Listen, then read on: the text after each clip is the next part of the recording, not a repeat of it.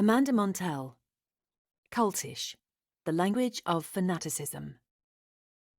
Language has shaped how we think and act since the dawn of time. It is a universal experience, as natural as breathing, yet the influence of rhetoric remains hidden in plain sight. This blink will help explain this curious phenomenon to show how words can both inspire and manipulate us. Whether it's the powerful pull of fitness communities like CrossFit, the cryptic draw of groups like Scientology, or the lure of multi-level marketing schemes, this blink exposes the core linguistic methods that bond people to these networks. Discover the subtle yet powerful impact of language on your ideas and decisions, and equip yourself with the knowledge to control these influences in your daily life.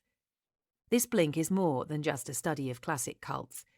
It is a mirror that reflects cultish characteristics in everyday connections, from business to politics and beyond. Ready to learn how words shape worlds? Let's begin. How words and surroundings shape belief. Have you ever considered how language can shape our beliefs? Let's look at this intriguing idea through the eyes of Tasha Samar and Alyssa Clark. Tasha, a first-generation Russian-American Jew, found solace in the Healthy, Happy, Holy organization, 3HO, at 13. This Sikh-derived group, founded in the 1970s, offered more than just Kundalini yoga classes. It promised a compelling community with strict teachings. However, 3HO's darker parts, such as psychological and sexual abuse, hinged on manipulative language, such as dubbing members who showed weakness lizard brain. Yogi Bhajan was skilled at transforming positive terminology into threatening concepts. People who tried to leave the group were threatened with violence, and there was even an unsolved murder. Now consider Alyssa Clark's experience. Moving to Los Angeles, she found herself immersed in the CrossFit culture. The attraction? A strong community vibe, complete with its own lingo and lifestyle. For Alyssa, CrossFit's unique language and paleo diet culture create a near-religious devotion. CrossFit's unique language fosters unity. Members train in a box, while instructors are called coaches. The goal is to shape members both inside and outside the gym, urging mantras like beast model and everything is everything, EIE. Sounds good, right? Well, not always. One drawback to CrossFit is the risk of injury from the high-intensity workouts. It can also lead to overtraining and burnout. As with any fitness community or subculture, some people may get so obsessed with CrossFit that it takes over their lives. This is comparable to a cult. Both Tasha and Alyssa's accounts show that language, combined with community dynamics, is a formidable force. It can create solidarity, sure. However, it can also shape a polarizing mindset, steering behaviors in subtle yet profound ways. Is CrossFit really a cult? It has similar characteristics. To determine whether something is a cult, we should define what the term cult means. It's an emotive word that reflects our attitudes towards spirituality and certain types of communities. It may refer to a new religion, an online group, or even a beauty brand. A cult is typically defined as involving a strong devotion to a person, idea, or thing, as well as unorthodox beliefs or practices. While the term's meaning varies, some cultish features can be detected in everyday situations. One thing is certain: language matters. Words have the power to alter our views, hide the truth, and affect our well-being. The force of cultish words goes beyond spiritual and fitness groups. It exists in both business and politics because all charismatic leaders use such language to instill common beliefs in and exert control over their followers. Next, we will look at how this force manifests in notorious suicide cults, such as Jonestown. The lethal language of cult leaders. Have you ever heard the phrase, drinking the Kool-Aid? I'm sure you have. But did you know this popular phrase has a horrible history? The term hails from a 1978 event known as the Jonestown Massacre, in which over 900 members of a sect called the People's Temple drank cyanide-laced flavor aid, a Kool-Aid knockoff, in an act of mass suicide. Today, drinking the Kool-Aid suggests deep, unwavering commitment to a group, religion, or cause, even when that devotion is clearly illogical or even dangerous. Reflecting on this bleak beginning, it's reasonable to ask, what gives these leaders such compelling power? Jim Jones and other cult leaders are not only charismatic, but also linguistic masters. They use language to create an us versus them mindset, making believers feel unique and set apart from the world. Jones would constantly adapt his words and dialect to the person he was talking to, making them feel understood and appreciated. He would use language and phrases that only People's Temple members understood, creating a sense of belonging and exclusivity. Cult leaders routinely do this, using loaded language and, as the author calls them, thought-terminating clichés. Such phrases provoke strong emotions and are designed to shut down critical thinking. One recent example is Quanon's "trust the plan." Other prominent verbal tactics used in cults include renaming and euphemism. Renaming signifies a member's complete submission to the group. Both leaders and outsiders receive new titles, reinforcing the us versus them mentality. Euphemisms serve to soften the impact of uncomfortable or frightening concepts such as death, changing them into something less threatening or even aspirational. Through these linguistic sleights of hand, followers are subtly conditioned to accept and absorb specific views. So what's the big takeaway here? We know that leaders can use language that is both seductive and dangerously influential. However, they achieve this via a combination of emotional manipulation and mental control, often leading followers down unexpected pathways. As we move forward, let us turn our attention to problematic religions such as Scientology. This sect has sparked widespread debate. What makes them so controversial, and how do they compare to the cult dynamics we have just discussed? Stay tuned as we continue to explore this fascinating topic. Scientology, a masterclass in cult recruitment. Los Angeles, the city of dreams, is also home to the Church of Scientology. This organization promises spiritual enlightenment and success, but it also tempts its members with seductive jargon and a domineering culture. It all starts with a personality test, but that is just the beginning in a world full of possibilities. Prospects like Kathy Schenkelberg are lured by the chance of breaking into the entertainment industry, thanks to high-profile endorsements from celebrities like Tom Cruise and John Travolta. However, Scientology's power does not lie solely in its promises. It's deeply rooted in the tactics and language it employs. Terms like enturbulated and dev-T form an insider's lexicon. These specialized terms have a dual purpose. They build a sense of community while discreetly imposing controls on people like Kathy. Endless methods, including propaganda films and assessments, highlight recruits' flaws. What is the answer? Why, Scientology, of course. Scientology also uses terms like suppressive person, SP, and potential trouble source, PTS, to create a sense of exclusivity. Members must agree to follow a hierarchical path of enlightenment toward the elusive goal of going clear. This path is not only endless, but also complex and very expensive, and traps subjects in a circle of constant investment. Members stay because their concerns are eclipsed by a feeling that they've already invested too much, financially, spiritually, and emotionally, to quit. Scientology is more than just a religious movement. It is a masterclass in recruiting ambitious people who want to belong. Its organized path to spiritual growth traps followers in an endless cycle of devotion and investment, at exorbitant personal and financial cost. Next, we will examine another model built on ambition and promises of success: multi-level marketing companies, or MLMs. These businesses, each with its distinct model and controversial practices, offer yet another lens through which to examine cultish influence. Empowerment and exploitation in multi-level marketing. Imagine being offered financial freedom and entrepreneurship on a plate. This is the appeal of multi-level marketing, or MLM, a domain bursting with promises of independence and empowerment.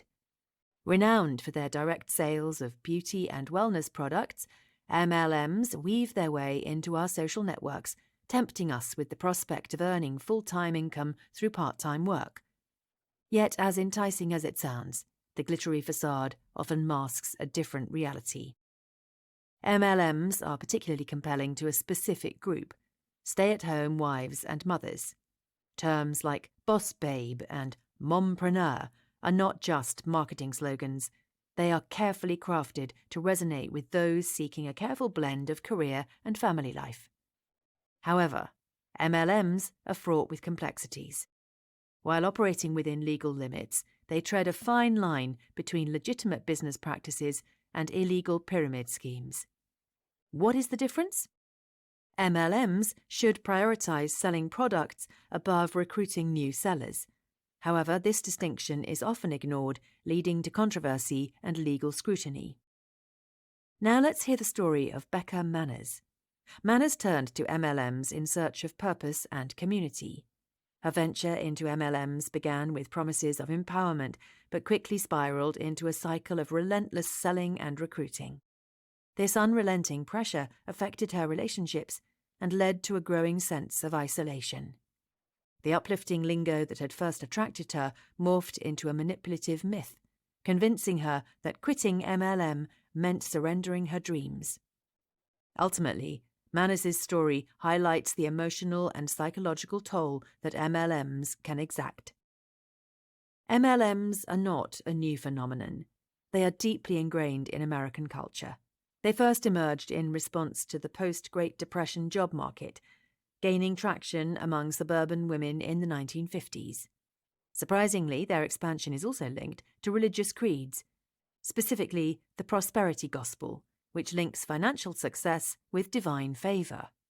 This idea is quite popular in Christian communities, so MLM recruiters are skilled at tapping into faith-based narratives. This fusion of business and belief not only fuels their growth, but also adds a layer of moral ambiguity. Summing up, MLMs are a complex combination of enterprise, empowerment, and potential exploitation. Joining requires caution, as the line between genuine opportunity and exploitation can be razor-thin. Despite the promise of financial freedom, MLMs can often result in financial strain and personal unrest. Community versus control in fitness programs. American fitness culture has evolved, merging messages of personal development and emotional resilience. Programs like Intensity combine elements of dance, kickboxing, and yoga.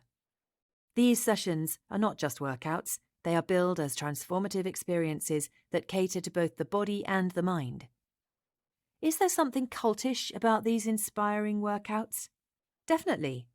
Programs like Intensity and Soul Cycle are rich with affirmations and motivational speeches. They create a space that is physically stimulating and emotionally engaging, establishing a strong sense of community and boosting self-esteem among participants. Instructors often gain quasi-spiritual status, forming bonds with members that surpass the typical gym class rapport. Such connections tread a fine line. But why is maintaining this balance so important? The answer lies in the risk of overreach. Strong loyalty within these groups can, regrettably, lead to abuse and exploitation, as seen in the Bikram yoga scandal. So steer clear of groups or leaders advocating harmful extreme protocols. Instead, choose groups that value inclusivity, safety, and personal differences. Always keep in mind that fitness is just one part of a healthy lifestyle. Are there any other key elements to look out for? The level of commitment required, the instructor's attitude, and the penalties of quitting the group can all have a bearing on how healthy a fitness class is overall. Generally, programs that empower members to take control, like intensity, tend to be safer compared to those centered around a charismatic leader. In short, fitness clubs provide a mix of exercise and emotional support, but it is important to weigh their social and mental impact. If you're interested in joining, you should think about what you need, set boundaries, and stay mindful of group dynamics. Just like fitness instructors, social media influencers mold opinions and behaviors by forming communities and setting trends.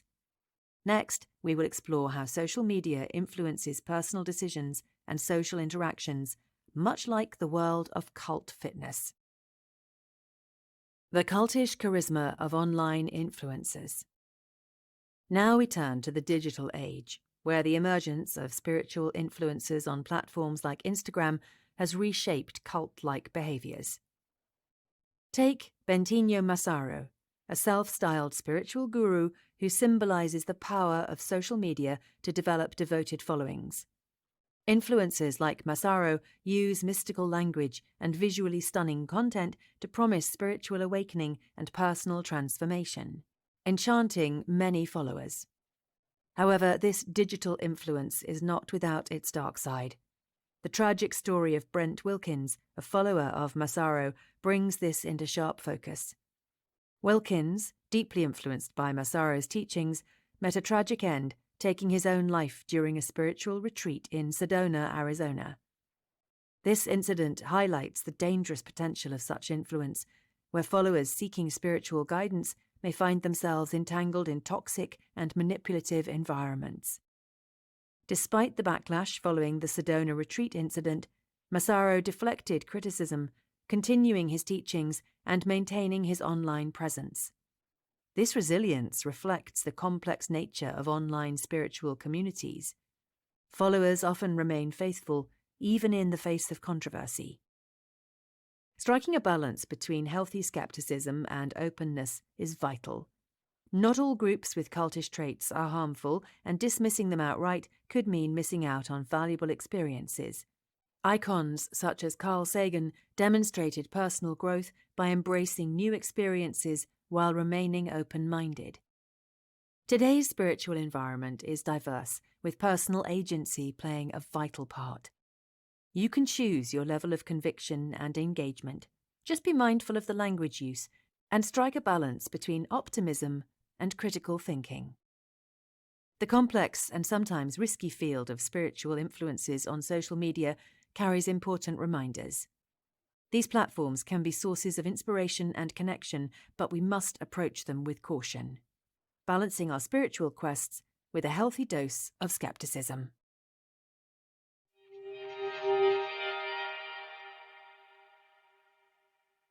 You've just listened to our blink to Cultish by Amanda Montell. Here are some final thoughts. This blink uncovers a startling truth. Cultish language isn't confined to secret societies. It infiltrates our everyday lives. We see it everywhere, from passionate fitness groups to the remarkable reach of social media stars. When you're ideologically driven and open to new ideas, the seductive power of language can be irresistible. This alluring pull stems from our primal need to belong. Yet the power of cultish language goes beyond group dynamics. It can have major social consequences, resulting in prejudice, exclusion, and even violence. To encourage deeper understanding, empathy, and dialogue, we must recognize and question how we talk and think about these issues. Thanks for listening. Please leave us a rating or a comment. See you in the next blink.